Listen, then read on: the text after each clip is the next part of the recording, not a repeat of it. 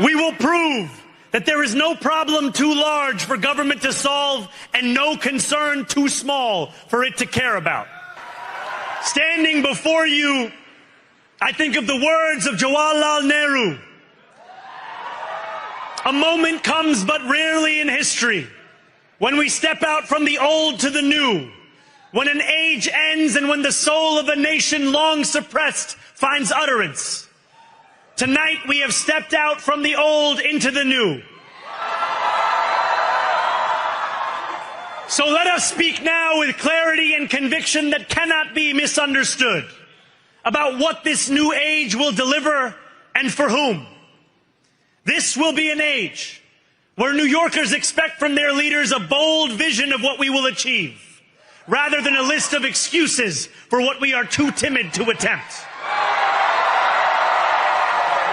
I'm a little more quiet because I'm on the quiet side of this race, but I'm going to tell you that once November 4th comes around, I will tell the story. The story is not just that it's random that Zohran ascended to this place. It is our Muslim American communities. And I'll also say that it's Muslim money. The PACs that have supported Zohran, or a particular PAC that has supported Zohran, is probably over 80% of Muslim American donors in this country. High net donors, grassroots donors. And I want to make the point that the Unity and Justice Fund PAC, which is the CARE Super PAC, was the largest institutional donor to the pro-Zohran PAC in New York.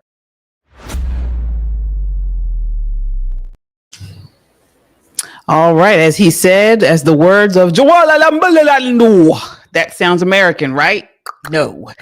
All right, the Democrat Party is bleeding. With the election of Zohran Mamdani as New York City's mayor, it has solidified as the party of unlimited genders and unlimited handouts.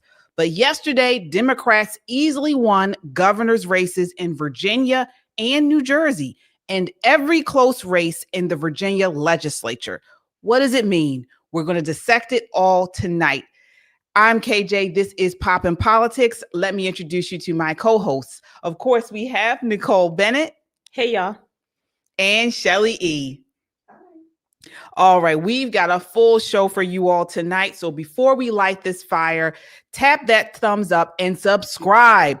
We're live here on YouTube and Rumble. If you're on the go, you can catch us on Apple Podcasts or Spotify under the name Pop and Politics. We love our chat. We shout out every super chat. So drop your thoughts, show your love, and enjoyed the conversation that the mainstream media wishes didn't exist.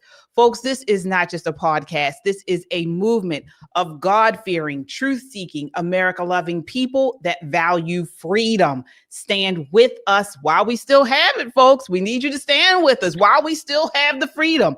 And subscribe so we can amplify this rallying call for freedom. All right, ladies, let's set it off. So much to talk about tonight. Folks, again, as you all come in, hit that like button. That helps to get this video out in front of a wider audience. So we need you to do that. As you come in, hit that like button. All right, so you saw the opening clip. Moron Mandamum said a lot in his victory speech. So, Shelly, what's your first reaction to his win? I guess I would just say in general, congratulations, but I think the reaction needs to come from the right. We need to be prepared. All right. All right. Nicole, first reaction. Wow. But yeah. Wow. Wow. You get the government you elect. Yeah. Yeah, definitely. Mm-hmm. So, folks, we're surprised, but we're not just the only ones. Even leftists thought his victory speech was unnervingly aggressive. Take a look at what Van Jones had to say last night on CNN. This is clip 3A. But I think he missed an opportunity. I think the Mamdani that we saw on the campaign trail, who was a lot more calm, who was a lot warmer, who was a lot more embracing, was not present in that speech. And I think that Mamdani is the one you need to hear from tonight. There are a lot of people trying to figure out, can I get on this train with him or not? Is he going to include me? Is he going to be more of a class warrior even in office? I think he missed a chance tonight to open up and bring more people into the tent. I think his tone was sharp.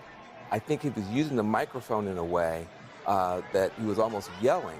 And that's not the Mamdani that we've seen on TikTok and the great interviews and stuff like that. So I felt like there's a little bit of a character switch here where the warm, open, embracing guy that's close to working people was not on stage tonight, and there was some other voice on stage. That said, he's very young, and he just pulled off something that's very, very difficult. And I wouldn't write him off, but I think he missed an opportunity to open himself up tonight, and I think that will probably cost him going forward.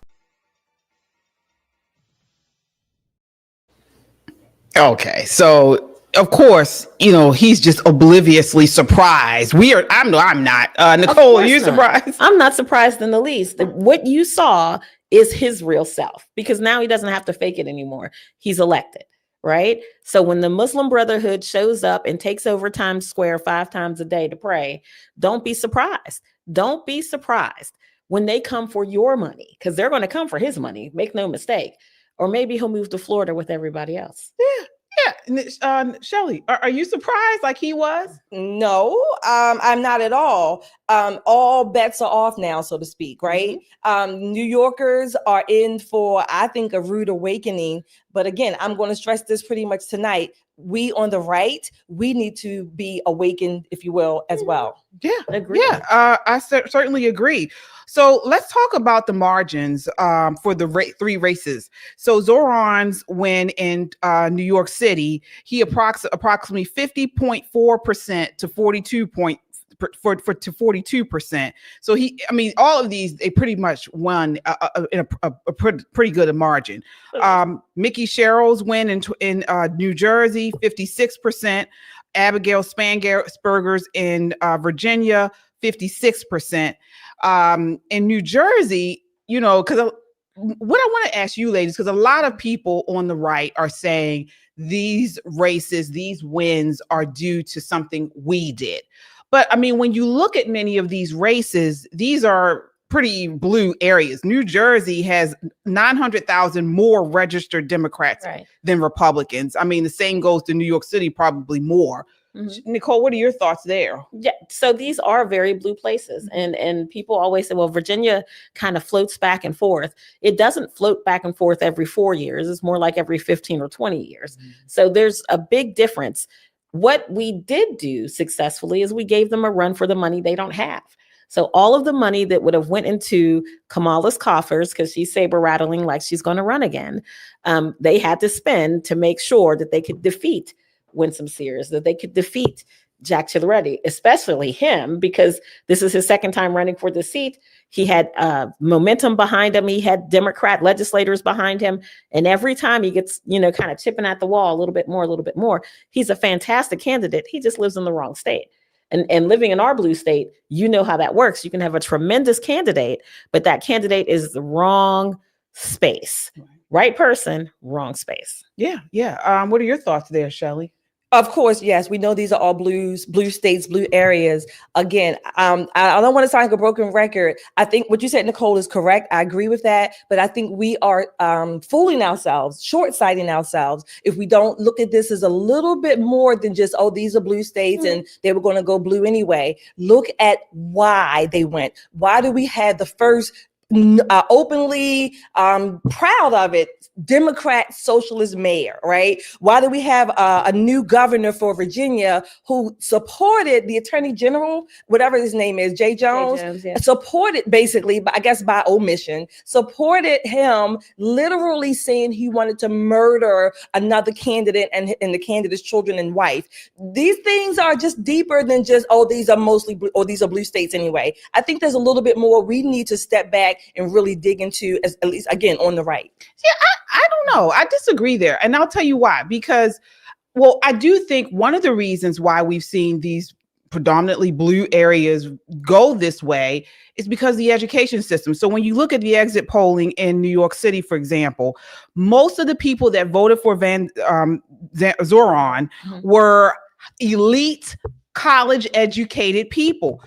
He did not get working class people, believe it or not, the union members. He did not get that. His base were immigrant, progressive, college educated, and female. 81% of women under 30 voted for Mamdani. So what we're seeing is what we've been talking about over and over again on here. We have a very progressive segment of the country that have gotten even more progressive. And a lot of them are these college educated white liberals. Elite women are a big faction of that. And so I don't expect anything differently. Nicole, what are your thoughts there? Yeah, I don't expect anything differently, but Shelley has a very valid point. And we talked about this maybe like 2 or 3 months ago on the show, where President Trump wants to have a midterm convention. And the reason for that convention is to energize our base, kind of like the Democrats did with the shutdown, especially in Northern Virginia, because there are so many federal workers who live there. Then they had their No Kings rally, and that was really a get out the vote effort to rally those people in Northern Virginia and shutting down the government and keeping it closed to give people a reason to be angry to get out and vote. It was genius on their part. While we're, stomping around looking for Epstein files, they were setting us up, and we fall for it every single time. Every single time. That's what I think. Well, folks, we want to hear what you think. Please sound off in the chat. In the meantime, I see you already have some super chats. Thank you all so much. All right. We have here Simply Asha with the $5 super chat. Hi, Asha. Says, hey, ladies, y'all are the dynamic trio. Thank you. All right. We have here Abba's Child with the $5 super chat. Says, when the righteous are in authority, the people rejoice. But when the wicked beareth rule, the people mourn. Proverbs 29:2. Yes, indeed. Thank you so much, Abba's Child. Tijuana Border Jumper. Hey, Tijuana. Zay with the $5 super chat says, hey, ladies, Nicole, the woman in red. Hi, KJ and Shelly E. Hi, Thank you so much. There's a whole story behind this sweater. I ain't even going to put KJ on blast like that. Okay, we'll get to it. All right. But again, so we saw that Mamdani had he was echoing a lot of socialists within his victory speech. He also had some tense words for President Trump. This is clip 8. If anyone can show a nation betrayed by Donald Trump how to defeat him, it is the city that gave rise to him.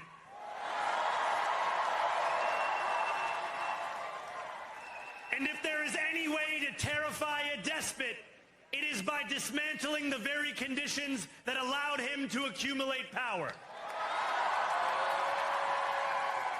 This is not only how we stop Trump, it's how we stop the next one. So Donald Trump, since I know you're watching, I have 4 words for you. Turn the volume up.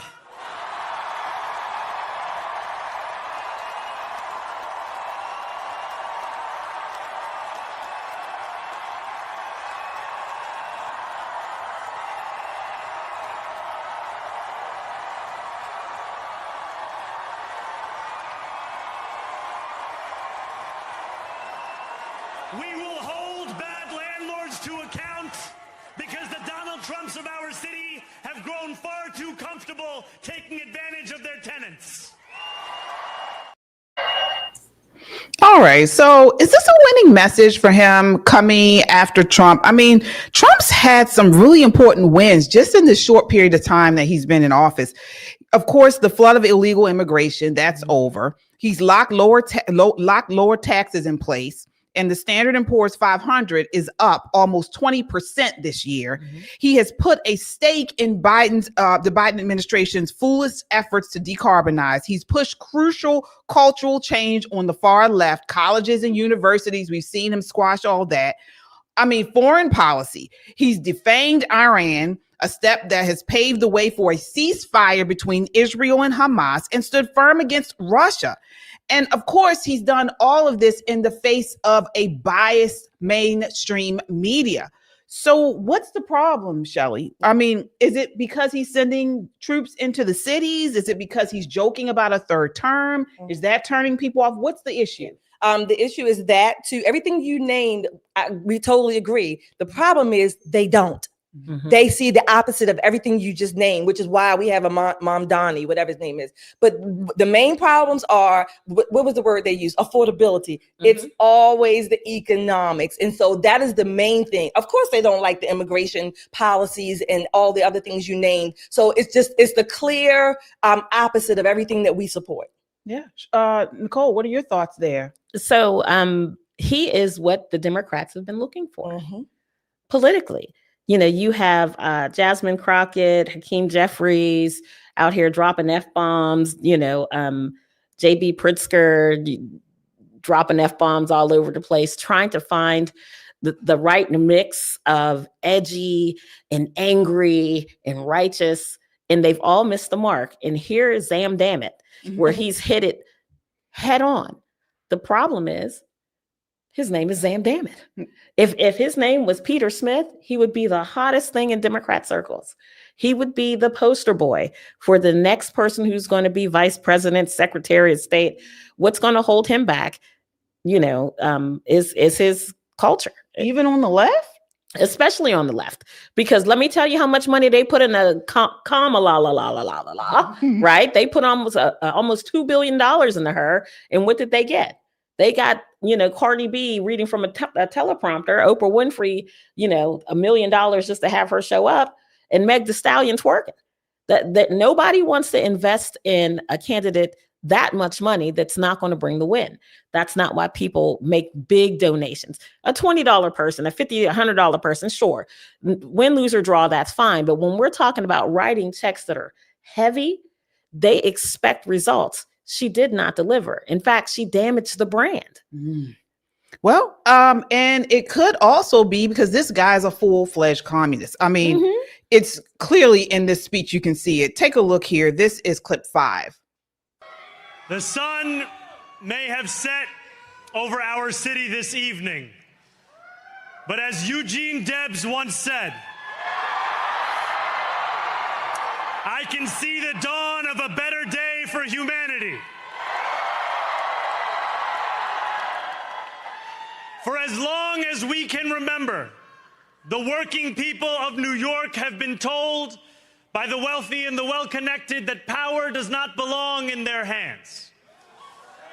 Fingers bruised from lifting boxes on the warehouse floor, palms calloused from delivery bike handlebars, knuckles scarred with kitchen burns. These are not hands that have been allowed to hold power. And yet, over the last 12 months, you have dared to reach for something greater. Tonight, against all odds, we have grasped it. The future is in our hands. My friends, we have toppled a political dynasty.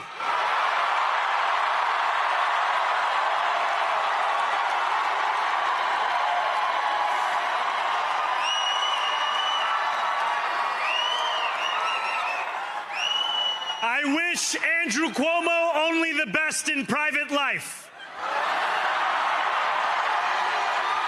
But let tonight be the final time I utter his name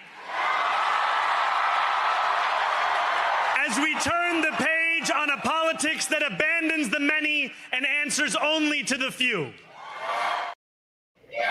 Wow. So that is so anti New York. It was anti-American. I mean, every person that he quoted in his speech were socialists, and they weren't American. This Debs guy was a prominent socialist leader, founder of the U.S. Socialist Party, and repeatedly jailed for his radical anti-war, pro-worker rhetoric. So Debs' speeches were explicitly about class struggle, capitalism versus labor, and collective ownership. So the invocation isn't neutral. He's evoking a class war framework rather than a centrist nation framework. And so this is what I'm talking about. I remember the movie Working Girl. You guys remember that from what was the 80s? Yeah. And so it was all about, trying to strive to, work and you own your business, become a big time business person. She was trying to do. She was crossing taking that boat, the ferry over from, was it Long Island? To New York City, Manhattan to work, Harrison Ford. This is what we were all striving for. We were all wanting to be like Trump, really. Right. But now they're trying to demonize that. Is this going to play in America, Shelley?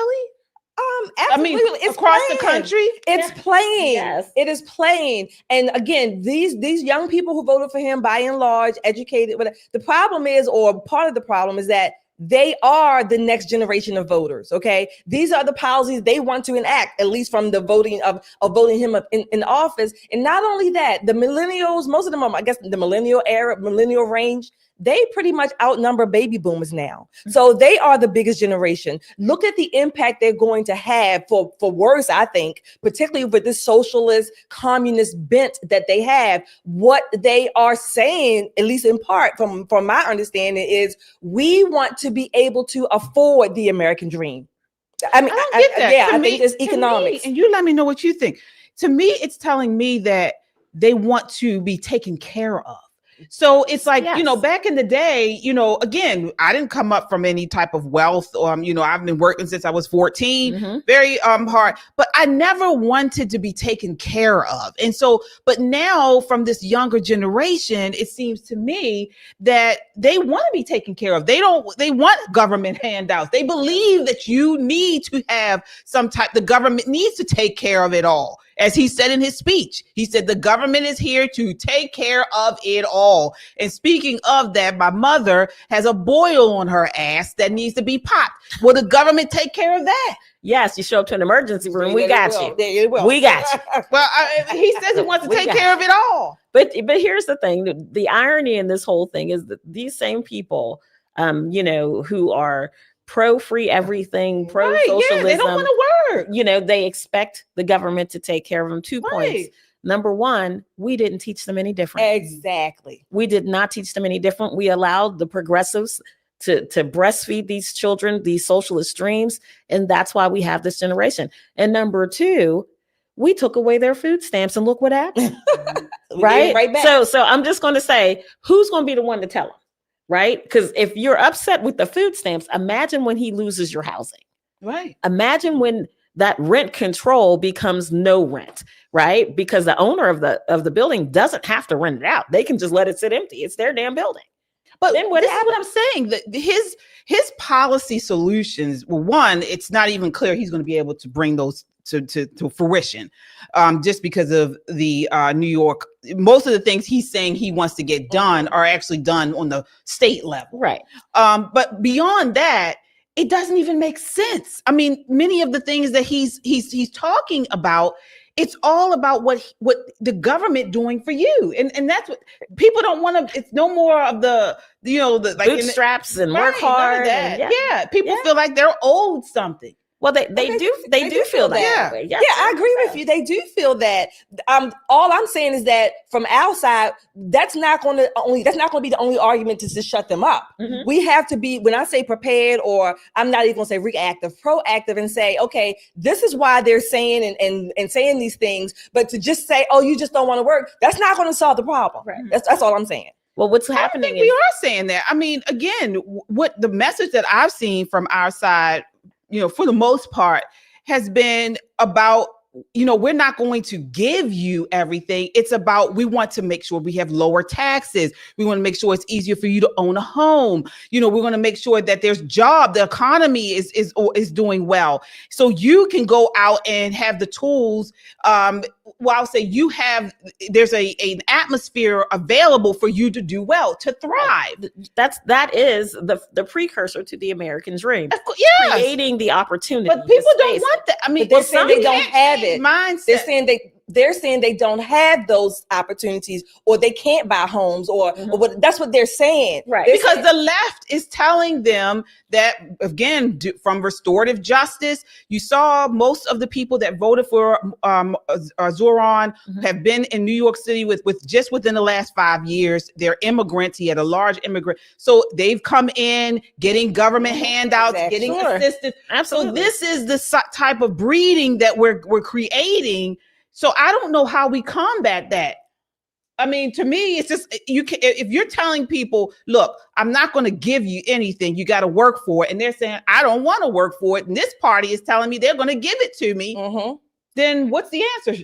That's why I'm saying we need to have the solution. That's what I'm saying. Right. That's why I'm saying we just saying, oh no, that's not the right thing, or you just don't want to work. That's not going to solve anything, because there is a party or there is a movement on the other side that says, oh, I can be elected in politicians. I have access to unlimited taxpayer funds, and we're going to give it to them. I'm upset about this damn SNAP thing, even giving them partial. Just as an example, we said no, it's not right.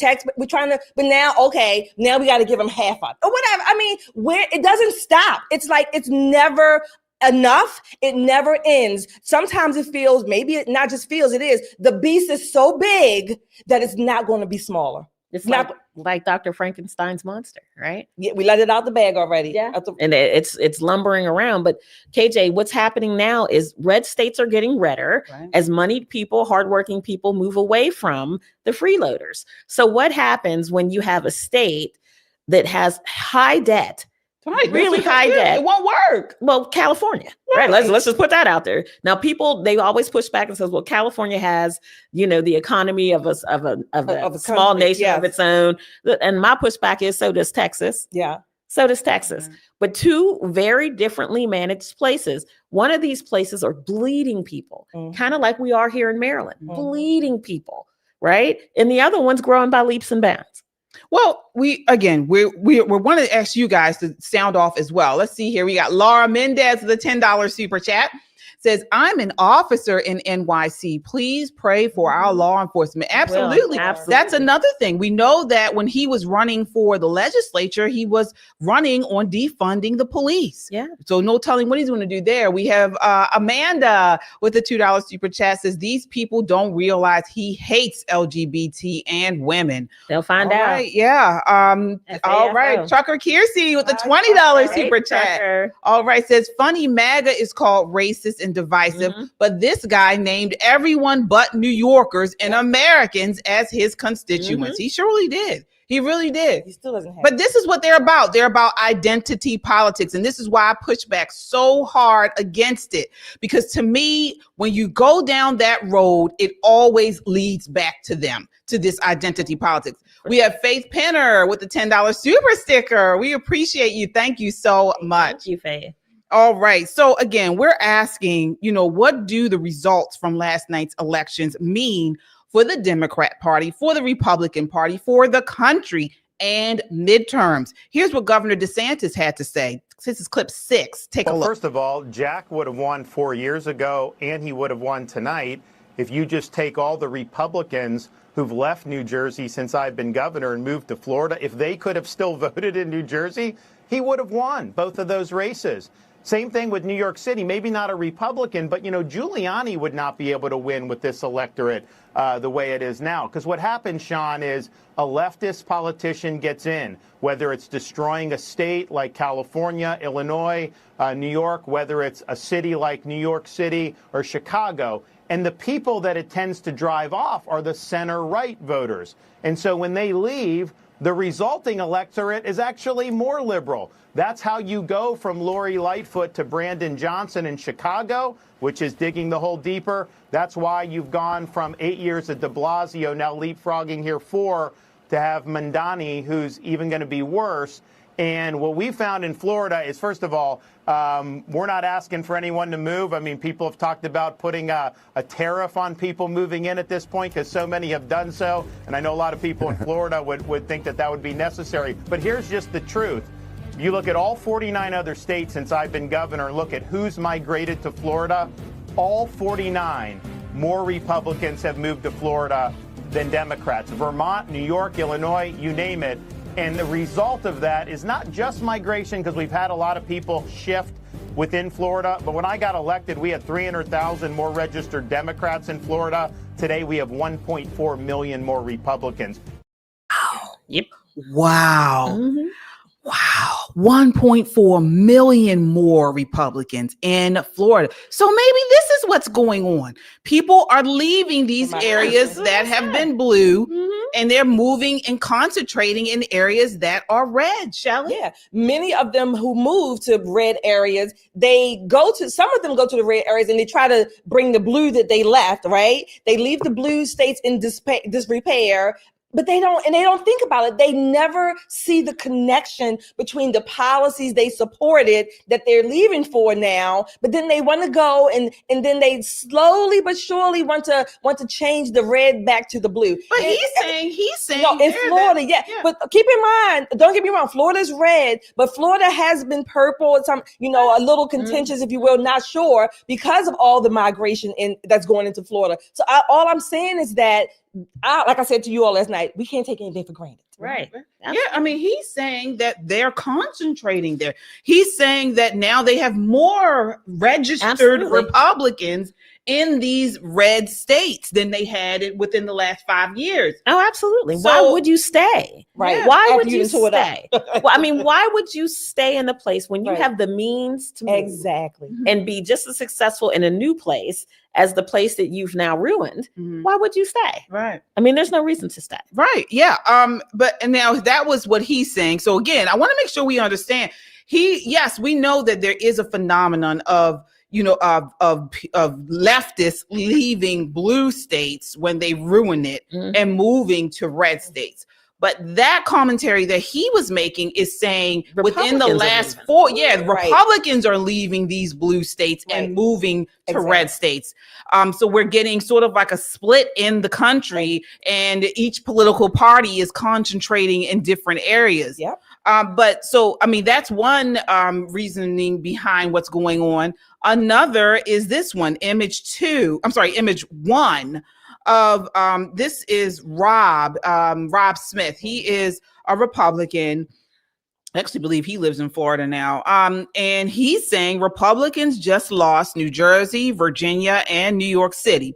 The coalition of blacks, gays, Jews, etc., that brought Trump into the White House has been ignored. We can either reimagine the Republican Party as a place for all who brought Trump to power, or keep losing.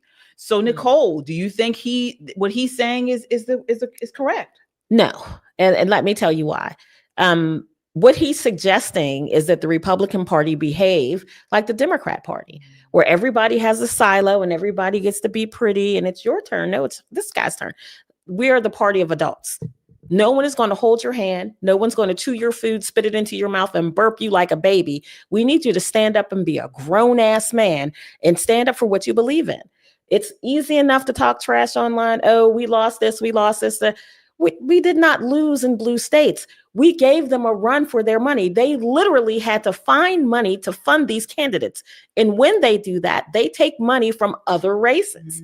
So when you see people lamenting and gnashing their teeth and all that kind of thing, they don't see the big picture. They're just looking at the one tree instead of the forest. This is not an idea of what's going to happen when we get to the midterms. What it tells me is like what Shelley is saying, we need to energize our base. Trump says, all right, we'll have a convention. We come out of conventions fired up, and the people who get fired up in a convention are the people who knock the doors, who do the grassroots, who find the perfect candidate, who help shapes the right candidate. This thing saying, well, you're ignoring the blacks, you're ignoring the Jews. We're not ignoring the blacks. Hello.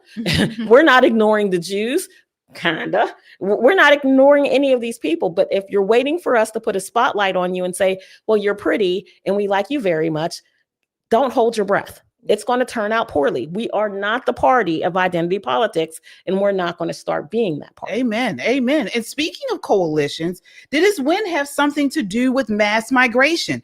A survey released in October from Patriot Polling found Mamdani had 62% support from foreign-born New Yorkers and just 31% amongst American-born. Former Governor Andrew Cuomo and Republican mayoral candidate Curtis Sliwa had 40% and 25% support, respectively, among native-born Americans. So, Shelley, how should Republicans respond, and what is the messaging moving forward? I think the messaging is that we need a message. We need a cohesive message, a platform. And this is why I say this. What Rob Smith, that was his name, whatever his name is, Rob Smith said, I don't want the Republican Party to be fractured into these little special groups based on, like you said, Nicole, identity, number one. But it tells me that Trump is not going to be on the ballot in 2028, right? We need to be able to stand on our own, whatever the issues are, the platform, the values, whatever. This is why I've said several times before, conservatives, Republicans, whatever, we need to know what our values are, what issues that we need to run on and stand on. Because when Daddy Trump leaves, the children have to be an adult. And we can't ride on, so to speak, on his coattails, MAGA, whatever. We can be MAGA, fine, but not based on whatever, ethnicity, religious coalitions, whatever. They tried that back in the 80s. Right. And it doesn't work. And it doesn't work. And not only does it not work, what ends up happening is you find these people that have been siloed that say, well, the party's all about me. It's my time. Push us to the front instead of working on the principles. If we stay on our core principles, that's a winning argument every single time. Smaller government, better schools, low taxes. Who can't get behind that? Absolutely. Well, California voters just handed Gavin Newsom and the Democrat machine a massive win with Proposition 50, passing yesterday 63.76% yes in a special election that cost taxpayers $282 million. Billed as the Election Rigging Response Act, this constitutional amendment lets the liberal-controlled state legislature ditch the Independent Citizens Redistricting Commission and redraw congressional maps mid-decade, turning 5 Republican-held seats into Democrat strongholds to counter GOP moves in Texas. Take a look at this next clip. This is clip 7. Our founding fathers did not live and die to see the kind of vandalism to this republic and our democracy that Donald Trump is trying to perpetuate. And so my call tonight, in the spirit of Whitman, we talked about the powerful play goes on. We all must contribute a verse. And so we need the state of Virginia. We need the state of Maryland.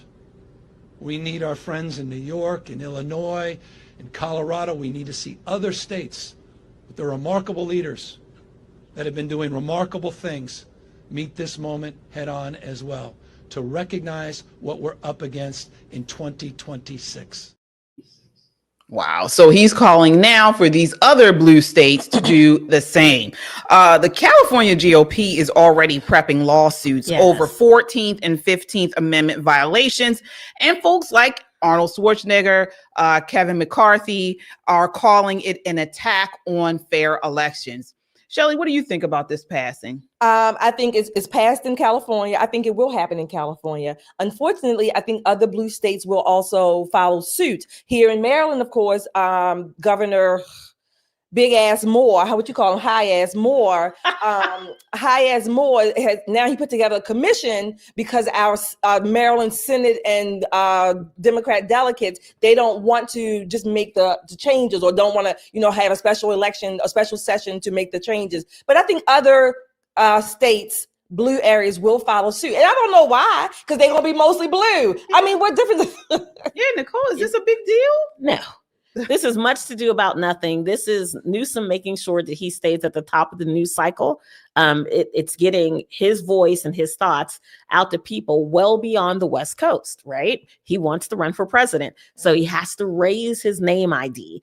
And what Trump has successfully done, there are people who have no idea what state Newsom is from, and they call him Newscum. So Trump has already labeled him and put him on the shelf. But what's very interesting is that, he mentioned Maryland. Yeah. You want the one seat? Bro, come for it. And I'm going to tell you, Corinne Rankin out there in California, she is the chair of the California GOP. She's not going down without a fight. She's not going down without a fight. They've already filed the lawsuit, and she's going to do whatever it takes to make sure that they can slow that train down or make it happen well before the primary, right? Okay. So she wants to get ahead of it. If they can't defeat it in court, they have made quite a few strides under her leadership. I mean, Corinne's out there doing the thing. That's awesome. Make no mistakes, she's doing a great job out there in California. It's just hard to see her because, you know, the governor is like this huge head that like one of those fat heads that's taking up all the oxygen out of the room. And it's unfortunate because California has a lot of blue dog Democrats, right? You would never know it. You would think it's all Looney Tunes out there. It's not. And they do have very strong Republican Party there. All right. We will continue to keep you all updated on these elections. Well, I should say no more elections. The actual exit polls and things. Yeah, exit polls and what's going on in these areas. So next we got, speaking of the Republican response or non-response, we got to move to Marjorie Taylor Greene. All right. So before we do that, folks, please, as you all come in, please hit that like button. Hit that like button and subscribe. If you found your community here, if you found like-minded values, this is what we do here. We're smart, we're edgy, and conservative. Hit that like button and subscribe. Also, have you checked out our store? Folks, we've got a whole merch store for you right on the front page of our YouTube page. You can get your merch. We got the holidays coming out. These are really cool shirts, sweatshirts, stickers, for you all to give to friends, family, or yourselves. Treat yourselves. And also, it's a great way to support the channel. That there is one of our favorite shirts, Unapologetically American. And oh my gosh, that message is needed more now than ever. Absolutely. So yes, get your shirts, get your hoodies. You can get it in all different colors. And yes, and it's a great way to show your love for America unapologetically. Okay, we are not kowtowing. We are not going to be put in a place spot for anybody. We're unapologetically American, and we're going to tell you about it. You know, KJ, that shirt and the hat makes a great gift for a trucker in your life. As you know, Sean Duffy, the DOT Secretary of the Department of Transportation, is kind of scraping through and removing all of the people who can't speak English, who drive these huge rigs all over the country. So while he's doing that, this is a great time to support a trucker in your life. Get them one of those Unapologetically American shirts so they know what they're working with. Right? All right. Absolutely, folks. And if you haven't had enough of us, you can also check out our other partner channels here. So tomorrow night, you can find me on Christian Conservative. That's at KJ Christian Conservative. I'm talking about Brett Cooper and what she said. So definitely, but we're going to give it a biblical perspective. So definitely check that out. Check that out tomorrow night at 9 p.m. on at KJ Christian Conservative. And then on Saturday, you can check out Just the Guys podcast. Just the Guys podcast is 6:30 p.m. every Saturday.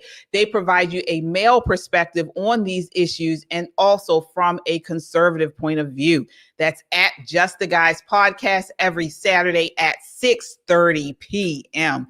So we want to keep you guys entertained, informed, and empowered on every different area. So, all right.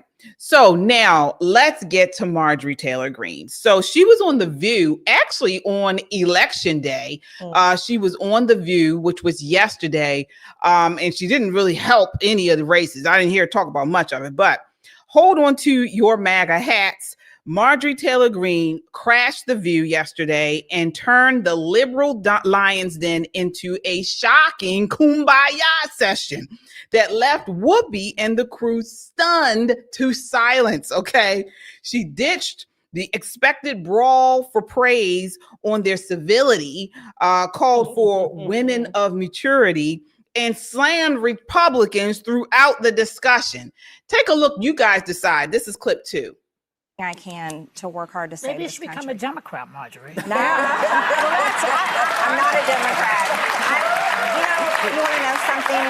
I'll say this. I think both parties have failed. Yeah. Both parties have failed. This is worse. Yeah. He's worse. Sorry, you know that. He's still your favorite president. He goes against everything you just said. Look, I like Donald Trump. I fought for him to win. I'm very thankful for the secure border. I'm friends with Laken Riley's mother. And we saw I serve on Homeland Security, over 12 million people came across our border, over 2 million gotaways. These are terrorists, cartels, all kinds of criminals. We don't know where they are in this country, and that affects all of us. That's not a political party thing. That's one thing. There's so many other things to go after him that you seem to disagree on. I've got to tell you, I'm sitting here just stumped. You know, because you are a very different person than I thought you were. Well, you've only seen me in clips and headlines. And that's not fair. And that is true. Now, you've broken from the Republican Party on a number of issues, including, besides the shutdown, such as the war in Gaza, tariffs, Trump's desire to expand AI, foreign aid. But you've also had these clips highlighting the very public spats that you've had with your colleagues, where your behavior, some say, is just unbecoming for a congresswoman. And you're promoting conspiracy theories like QAnon in the past. But you seem to have grown past that. And I feel like I'm sitting next to a completely different Marjorie Taylor Greene. Why the change? Why the evolution? Well, Sonny, it's like you've gone so right. It's like you're on the left now. It's like this. I'm not on the left, and we could talk about Russian collusion. That was a conspiracy theory and a lie. There's lies that come from both sides. Let's be really honest with one another. Well, the Russians did try to affect the outcome of the election. Russia collusion with Donald Trump was an absolute lie, and all the information's coming out. So both sides have had their lies, but here's where I'm at. All of this two-party fighting, you guys, you are all victims of the political industrial complex. And it's built on fundraising and fighting and toxic just garbage. And that exists all over social media, but that's not going to solve our problems in this country. Would you say you don't believe in the QAnon conspiracies anymore? Oh, I went over that a long time ago. I mean, you've changed? Well, no, I haven't changed. I was a victim just like you were of media lies and stuff you read on social media. You all have attacked me many times on this show. Because of things that you read about me that weren't true. Or clips we've seen. Or clips you've seen the Jewish space took me out of lasers. context. What was that about? No, but wait, hold not on. even true. Let's take a second. Yeah, it's been rebuffed. I'm getting the... Oh, did you guys see that? For a minute there, I thought I was watching a Care Bears episode. That was so sweet. And the part I really liked was when Marjorie said, no, she's not a Democrat, but is she a roach? Because that's what Sonny Holston called Republican white women. She implied they're roaches. Take a look. This is clip 9. Republicans, but what's also surprising to me is the abortion issue. I read a poll just yesterday that white Republican suburban women are now going to vote Republican. Why? It's almost like roaches voting for Raid, right? I think that's insulting to the voter. They're voting against their own self-interest. Do they want to live in Gilead? Okay, so do we love in the hands? Do we love democracy or not? Because just saying that it's insulting to the voter. People make up decisions on what's right for their family, and the idea that you should have a say. Okay, so let's get into this. We have Marjorie Taylor Greene on Election Day. She goes on The View. Now, they generally tell Republicans no. Many Republicans have said, from Matt Walsh, from Ben Shapiro to Amala Nkambalu, whatever her name is, have all tried to go on The View because they're staunchly conservative and they tell them no. But all of a sudden, they allow Marjorie Taylor Greene, and she has these kumbaya moments with them on Election Day. Okay. So, Shelley, let me ask you, what we've all said before, we couldn't wait to get onto The View. We've said this multiple times. Would you have had the same posture with them after all the clips we've shown of The View and things? Would you have acted the same way as Marjorie Taylor Greene did when she went on? No, I probably would have asked, well, do you think I'm a roach? Well, maybe because I'm a black woman, I wouldn't be a roach. Oh, they've called black women no. worse. I mean, I'm just saying, maybe I wouldn't be a roach going to raid. No, I would not have had the same posture. However, y'all can get mad with me if you want. We always talk about being truthful and what Marjorie Taylor Greene, in and of her on the media blitz, this view, some of the things she said, I kind of agree with. And I'm not saying they're true because I agree with them. I'm saying I agree with them because there are some data to support what she's saying. Okay, what was it that you agreed with? So number one, I think, well, we didn't play the whole clip, but she was talking about basically economic issues primarily. And when she said this two-party system infighting, that's not going to solve anything. And it really isn't. The economy, who said that? James Carville. It's the economy, stupid. It's the economy, stupid. Well, this is what the clip that she just started talking about, the one that we just played. What did you agree with her in that one? Because we do have several. That was just fluff. Okay, that was just fluff. Nicole, would you have had the same posture as she had with the ladies? No, I would have not made it because I would have went after Alyssa Farrow first. Yeah. Because everybody hates a damn traitor. Yeah. Everybody hates a traitor. I would have definitely pulled her. She wasn't on there today. Was she on there that day? That she was. I think that was the no. Alyssa wasn't on there today. That was the second clip you talking about, right? Oh, no. Well, we'll see. About the roach clip. No, we'll see. The roach clip. She was. No, she was on the first one. Yeah, I thought she was sick today. Oh, okay. Yeah, but she's sick. Never mind. She's sick every day. She's pregnant. I thought she was. She's pregnant. Okay, well, we'll see. Never mind. I'm sorry. Take a look. I hope she has a healthy here. pregnancy. All right, well, take a look at this next clip. She goes in again on part of this conversation. This is clip 1. Phone in my office, my district office in Washington, is ringing off the hook every single day. People are beyond outraged and they're terrified, but this has been going on for a long time. Democrats voted for the ACA in 2010. It went into effect in 2014. That was the year that we saw our health insurance policy for a family of 5 go from $800 a month to $2,400 a month. And I'll say this, we also watch health insurance companies drop out of the market and healthcare costs have risen and risen and risen and risen. But I'm going to pick on Republicans. Republicans never fixed it. And then the ACA tax credits were passed in 2021 and there was a sunset date of the end of this year. And Republicans never made a plan for that. And I have been I yelled at Mike Johnson last week on our GOP conference call. By the way, I'm missing the call today. It's going on right now.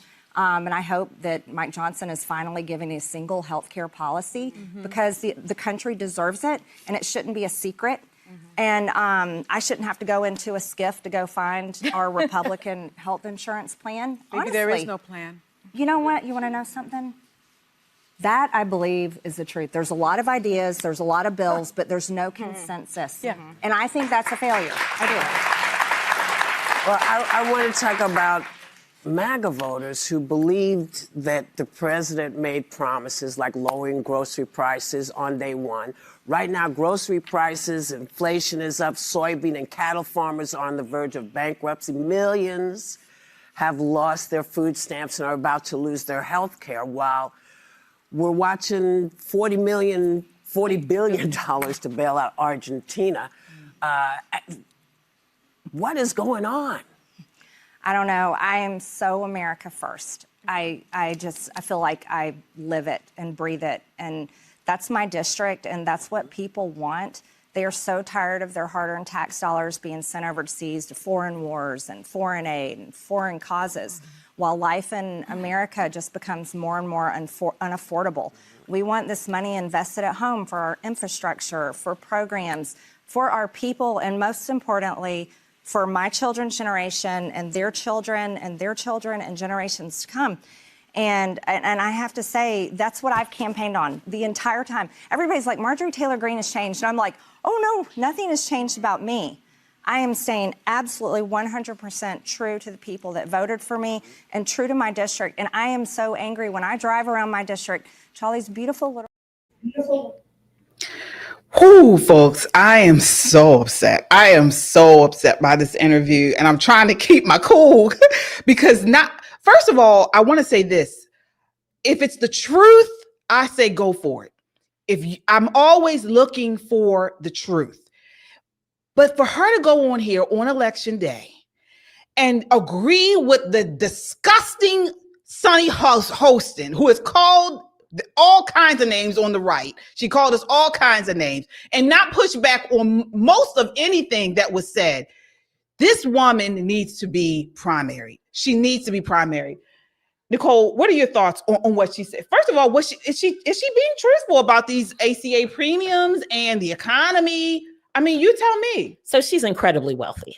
So it doesn't matter if eggs are $8 or $3. It makes her no difference either way. Her children are well provided for. They're adults. She doesn't have like little tiny children, but she's worth what, 21 million? Something like that. I don't know. I know it's like maybe double digits. Yeah. She's got a ton of money.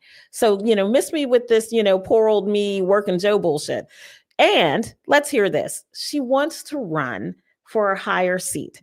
So she's trying to take a step to the middle and coming on The View and acquiescing to these women as they pour more crap on top of her head. And she's sitting there smiling. Oh, I like it. I like it. I like it. She's damaging her brand.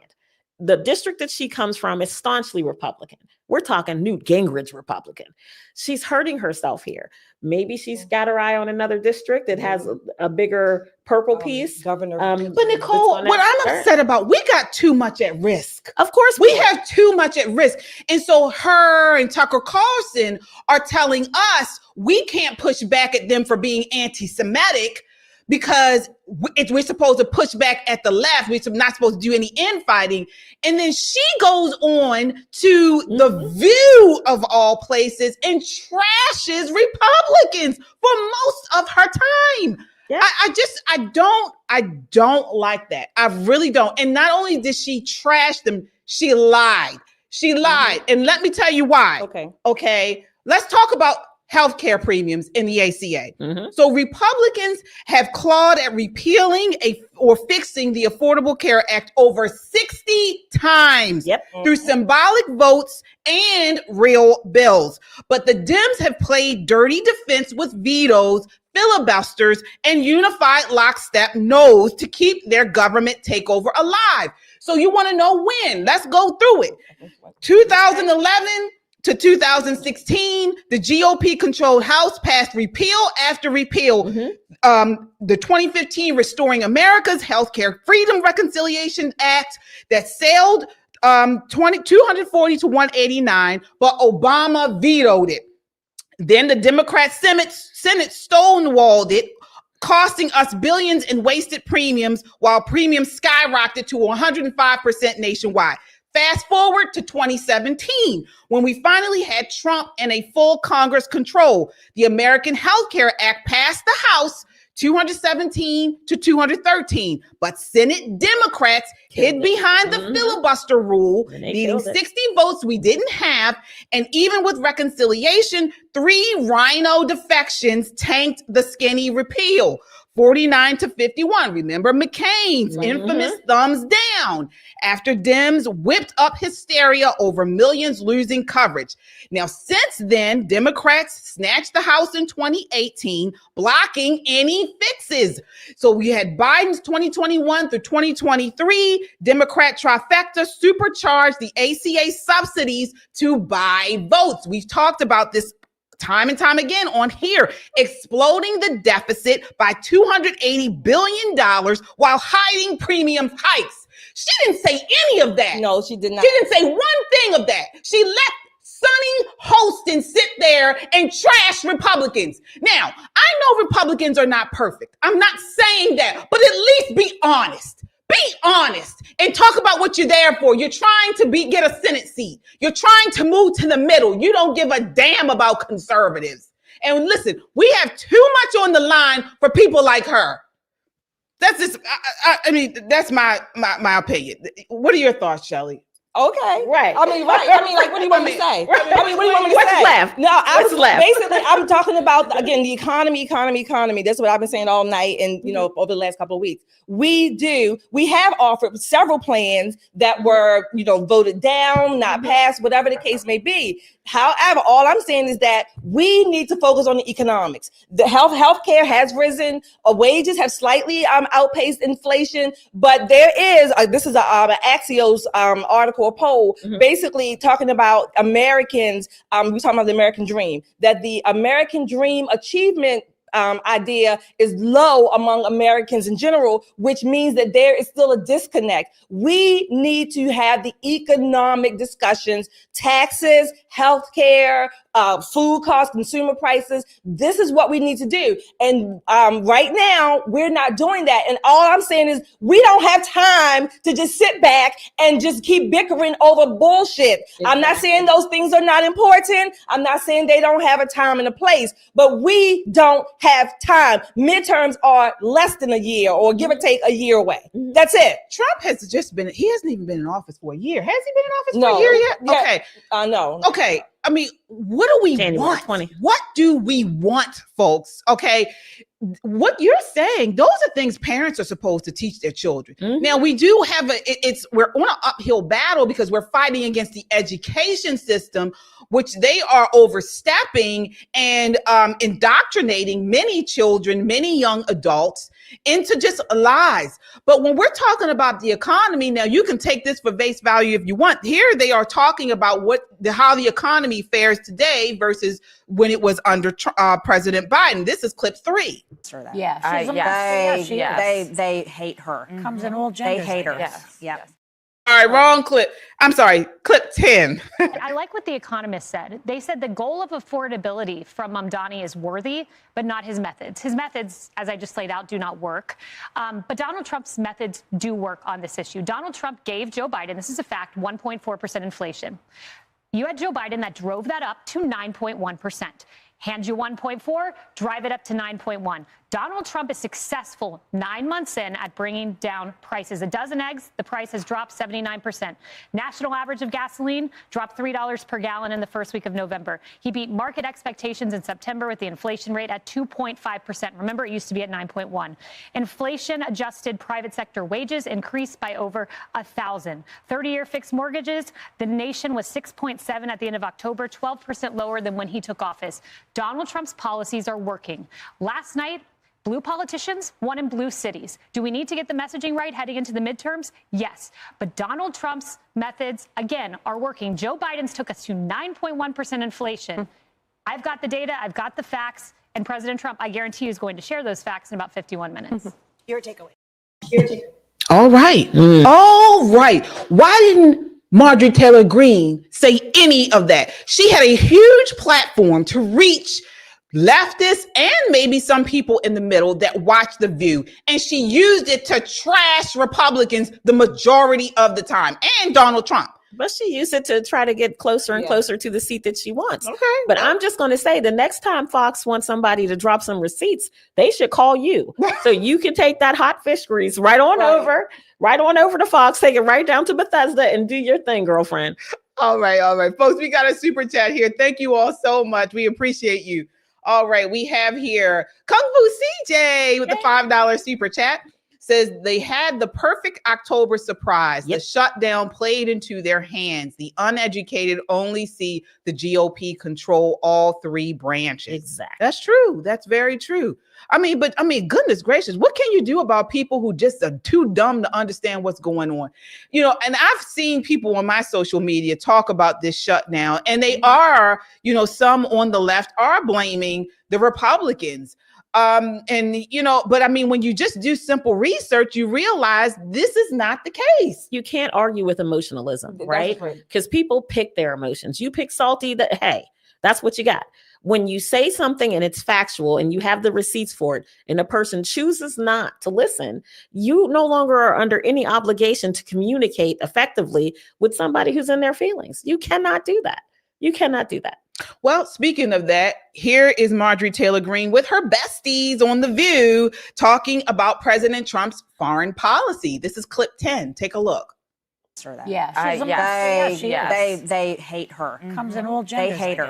Yes. No, thank you to you. And Thomas Massey's also been great on pushing on this issue. Now, you mentioned you're notably America first, and you were even critical of President Trump's decision to take preemptive strikes on Iran. Right now, we're seeing these strikes on Venezuelan vessels in the Pacific, in the Caribbean, without congressional authorization. I think we both care about stopping the flow of illicit drugs. But do you think this is something the president can do unilaterally, or Congress needs to weigh in on? Winsome? Well, I just have to say, I have full faith and confidence in our great men and women in our military. And I believe that they have intel that we don't have, and they know what they're doing. However, I don't believe in regime change. I don't believe that we should be engaging in war, period. I'm totally against wars. I believe in fully protecting our borders and our people, but I don't think that we need to go out and attack other countries. I will say, though, fentanyl deaths increased in the past 5 years by 250% in my district alone. And drug overdose is devastating in a lot of, rural small towns that have lost a lot of economic opportunities. And so I am all for our Border Patrol and our military protecting our country and our people from drugs being smuggled into the country. Now, Congresswoman, as we speak, there seems to be a All right. So she's anti-war. She's anti-war. I couldn't really discern, and Shelley, you helped me, whether she was agreeing with the strikes against Venezuela ships or not. I think she was agreeing, but she didn't want to agree. Okay. Right. A little bit of both, because I don't know. She was a little, I don't know. I guess, like you said, the She kumbaya was factor. trying to pivot.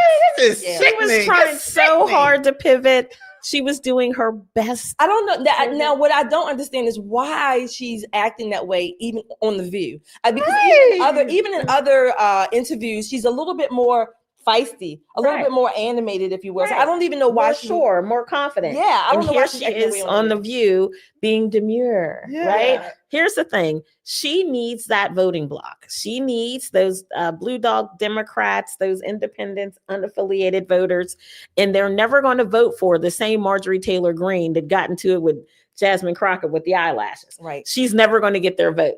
They need someone who can act like a lady, has some decorum. So this is what you see her doing. She absolutely did answer the question. Yes, she's okay with these Venezuelan strikes, but the way that she pivoted was like, well, we should all be. I mean, because no one wants their kids dying of fentanyl, and fentanyl poisoning happened in my district. It's up 500%. And, these may be very horrible people, but don't we all love the soldiers? She's pivoting back and forth. So people who are watching are not sure what the hell she's saying. Right. They just know that she's saying it in a nice way. Right.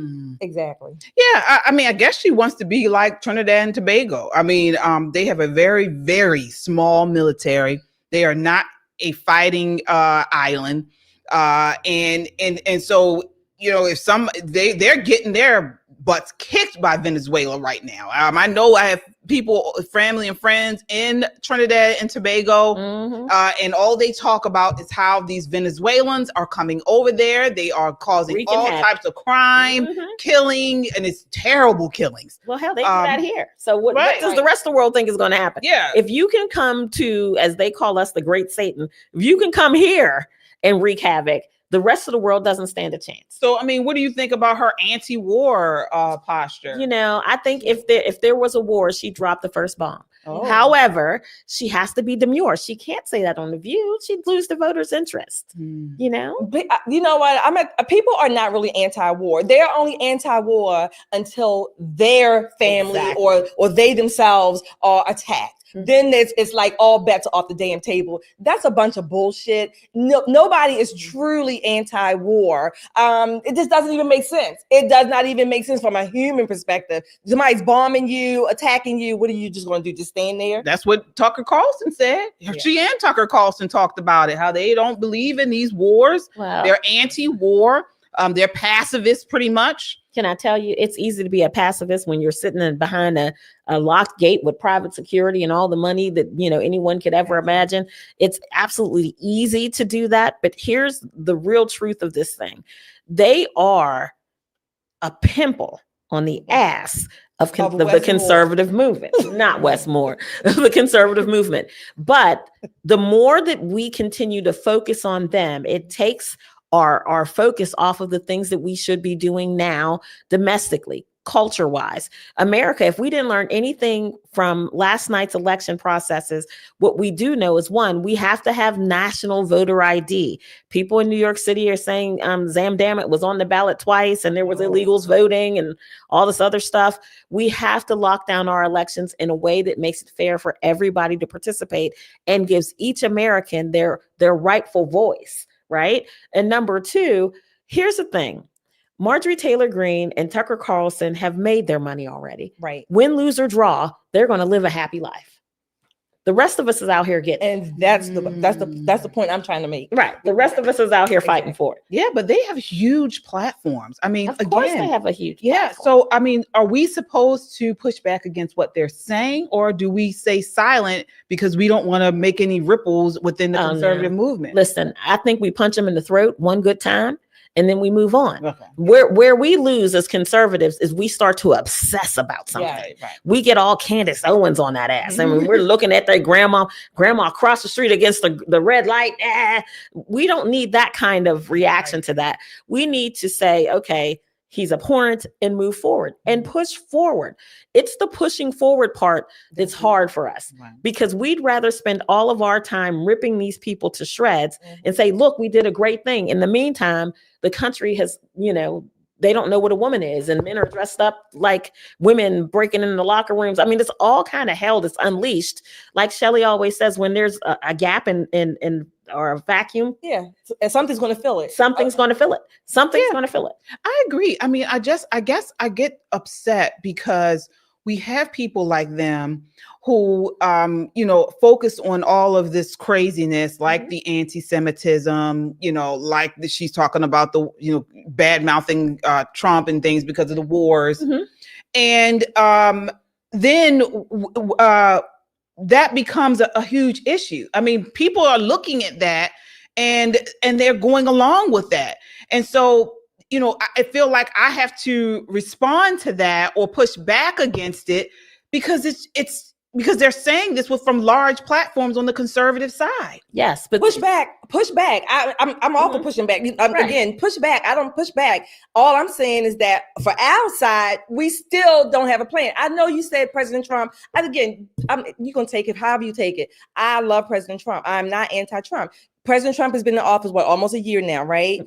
And I'm not even blaming President Trump per se. My focus most of the time goes to our Congress. Right. Because they are the ones that are supposed to put the bills in place, the appropriations. We have a very lackadaisical, weak Republican Party in general. We don't have a plan. President Trump is doing all that he can do. MAGA, America first, in some ways, in whatever ways you may or may not disagree fully, fine. But our Congress is lazy. They are weak. They have not put forth a bill this year that I'm aware of to address stabilizing the income tax or reducing it and making those tax cuts permanent. We had that temporary one for the big bill, but they're going to expire in a due time as well. They don't have a plan for reducing taxes across the board. They don't have a plan for, if you want to talk about American dream, getting housing and things like that. They don't. Wages have slightly outpaced inflation, but inflation ticked up a little bit last month.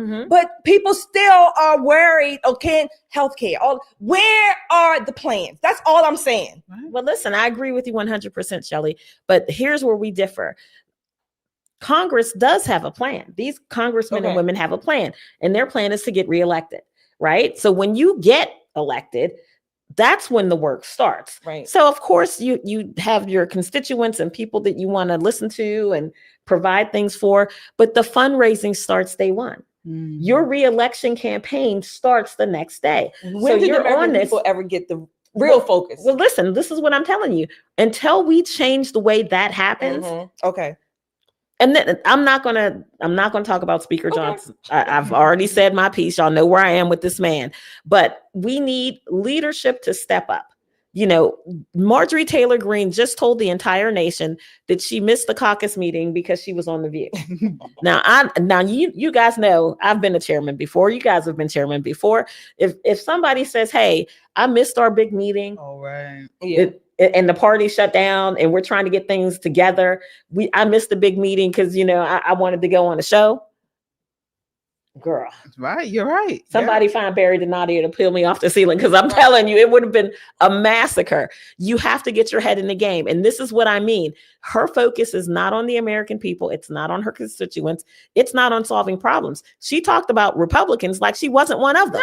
You were sitting in Congress not doing exactly what you're talking about. But here you are on national TV playing demure so that you can win over blue dog Democrats and unaffiliated voters instead of being in DC doing your damn job.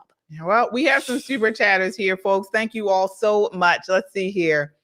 All right, we have here Josh with a $10 super chat says, Shelley is exactly right. We have got to pivot off foreign policy and focus on domestic issues. Yes. Affordable health care, prescriptions, and cost of living. Ukraine is still getting paid. All right. Argentina, right? Okay, right. Yeah. All right. Thank you so much. All right, folks. We appreciate each and every one of you. I believe I got everybody. Okay. Oh, we got one more. Okay. Oh no, we did this one. Yep, we did do that. Yep, we got Kung Fu CJ. All right. So, folks, we are at the end of our time. Thank you all so much for watching. Again, we will be back on Friday night at 9 p.m. right here on Pop and Politics. So if you can hit that notification bell so you know when we go live. Ladies, final thoughts. I'll start with you, Nicole. I'm so very excited. You guys know I have my list of temporary protected status nations that time for them to go. South Sudan, bingo, you out of here. You got to go. Pack it up, sister. You're going home. Out of here, out of here, out of here. There will be no extension. It was lovely having you. We're glad we kept you alive, but now it's time for you to go back and make your own country great. All right. All right, Shelley. Well, I might be taking up a new skill, sewing. I'll tell you why. I might have to sew me an abaya or a hijab. Girl, we ain't wearing no curtains around here. So that I could fit my AR up under it. That's what I need to. I need one that's. Are you gonna make one with I need like a firearm pocket? Yeah, that's gonna be nice. I can fit my black AR, my rifle, or my Ruger, or my Mossberg. One of the 3 or 4. Put them under there, maybe all of them, so they can fit. Because America, unfortunately, Islamization.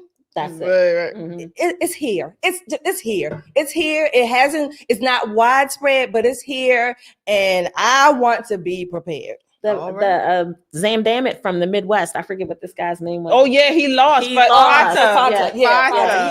He lost to the incumbent Democrat. Yeah, right, still Democrat. But listen, at this point, the whole Democrat Party has taken that slippery slide to the turd in the toilet bowl. Yeah. It is absolutely ridiculous when the leader of their party, the clearest thinking person in their party, the person who makes the most sense, is a Democrat socialist named Zamdammit. It's a whole mess. It's a whole mess. All right. We have another super chatter here. All right. Thank you so much. Says it's a billionaire. Love says yes. Oh, I can't see. Oh, I think MTG has checked out. Agreed. She certainly has. Yeah, I agree there as well. All right. So again, folks, we will be back on Friday night at 9 p.m. Until next time, count your blessings and live a life of purpose. Good night.